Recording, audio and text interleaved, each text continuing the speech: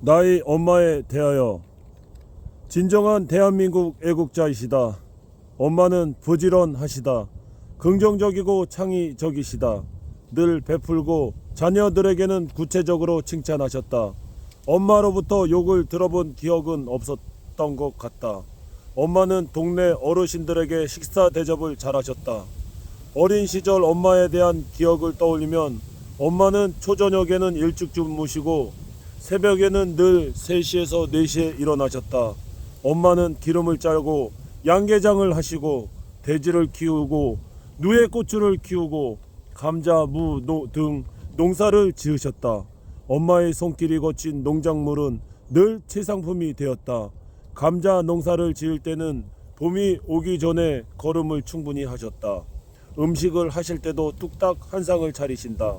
명절이 되면 며느리들이 오기 전에 새벽에 일어나서 음식을 모두 만들어 놓곤 하셨다. 며느리들이 와서 일을 하려면 힘들고 좀 쉬는 것이 필요하다고 생각하셨던 것이다. 엄마는 자신을 몸을 아끼지 않으시고 부지런히 움직이셨고 늘 베푸는 삶을 사셨던 것 같다. 부모님이 일찍 돌아가셔서 부모님을 그리워하셨던 것 같고 동네 할머니들을 잘 모셨다. 매 보름이 되면 만두를 빚어서 동네 어른들을 모셔 식사 대접을 하시곤 했다. 늘 그러하셨다. 집안에 손님이 오면 따끈따끈한 밥을 지어 대접하곤 하셨다. 엄마의 가족사를 보면 6.25 전쟁 때 인민군들의 폭격으로 인해 하루아침에 가족들을 잃게 되셨다.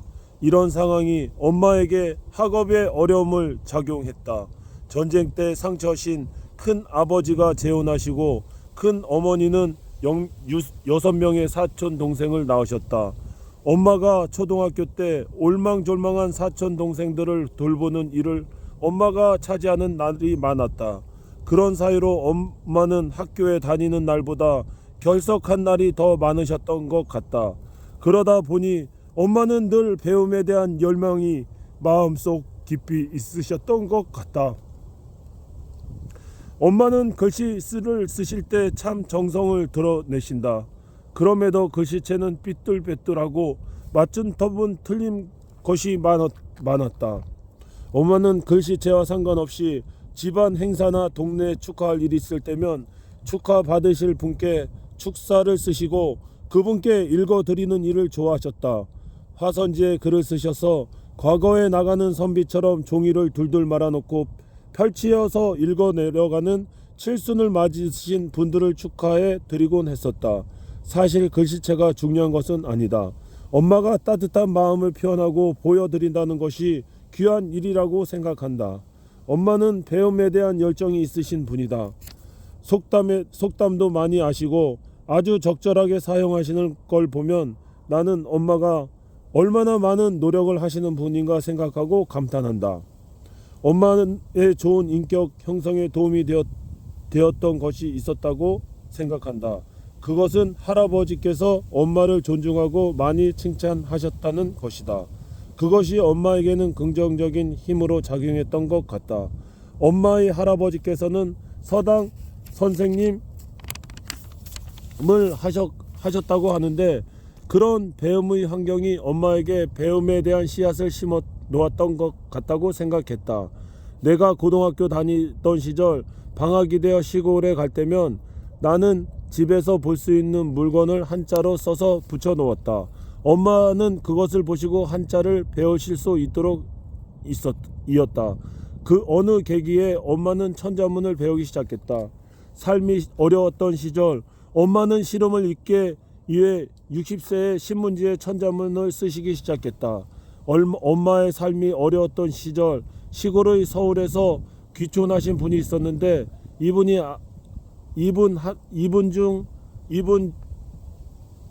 중 한 분이 엄마의 노력에 눈여겨 보시고 서울의 서예 학원 선생님을 소개시켜 주셨다.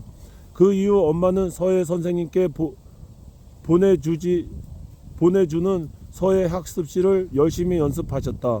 엄마는 한 달에 한 번씩 시간을 내서 광진구 어린이대공원 근처에 위치한 서예 선생님을 방문했고 아버지 엄마가 글을 쓰시는 동안 엄마를 기다려 주셨다. 이후 엄마는 서예전 작품을 내시고 상도 받으셨다. 엄마는 늘 글쓰기를 새벽을 여셨다. 그 이후 엄마는 뇌졸중으로 쓰러지셨다. 재발이 되었지만 힘든 과정을 잘 견뎌내셨다. 하지만 한 번은 계단을 오르시다 뒤로 넘어져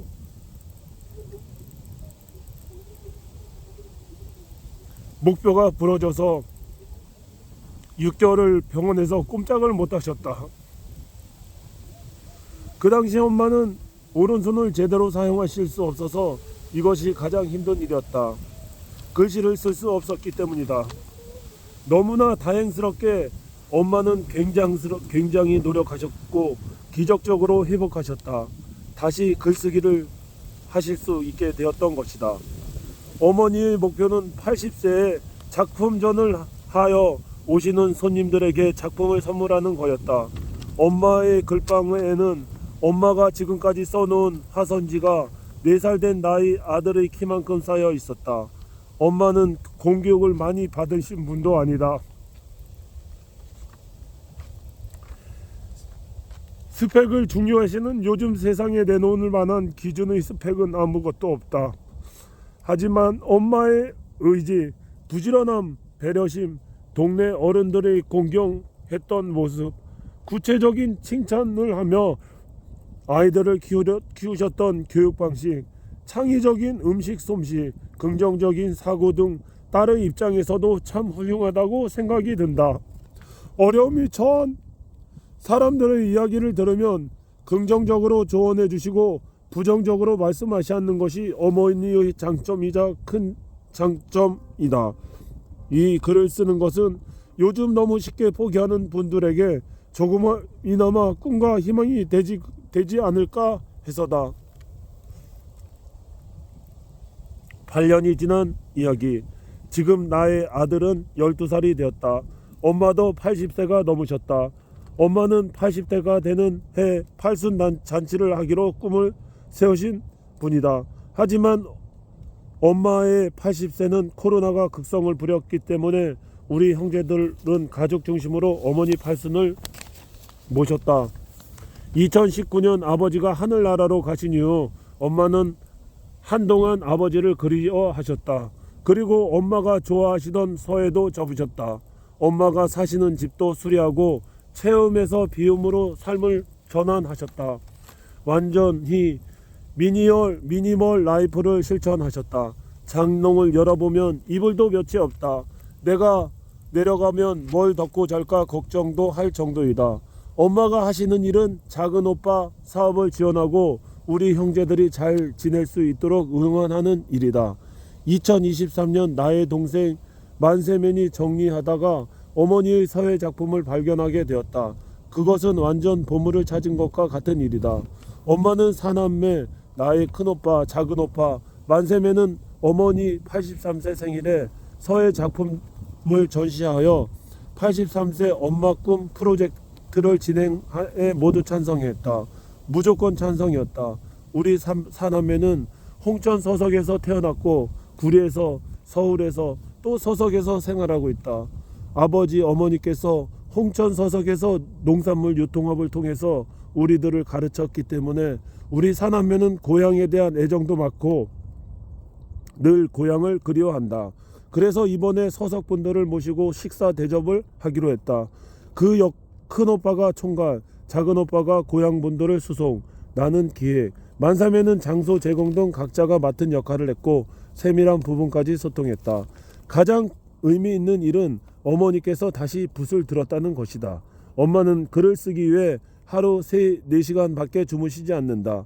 어머니는 다시 청춘의 삶을 사시게 되신 것이다. 고난을 극복하고 삶을 아름답게 가꾸는 어머니의 삶에 우리 사남매는 늘 박수를 보내드린다.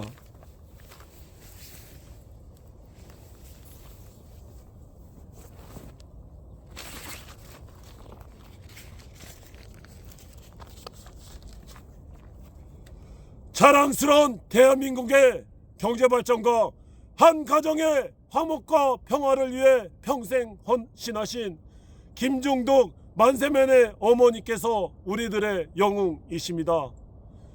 우리 가족 모두는 어머니 사랑하고 존경하고 응원합니다. 부디 오랫동안 건강하시고 하시게 저희와 함께 행복한 가정을 이루시길 기원하며 김중덕 어머니 건강을 기원하며 김중덕 어머니 만세! 만세! 만세! 사랑합니다. 고맙습니다. 행복하세요.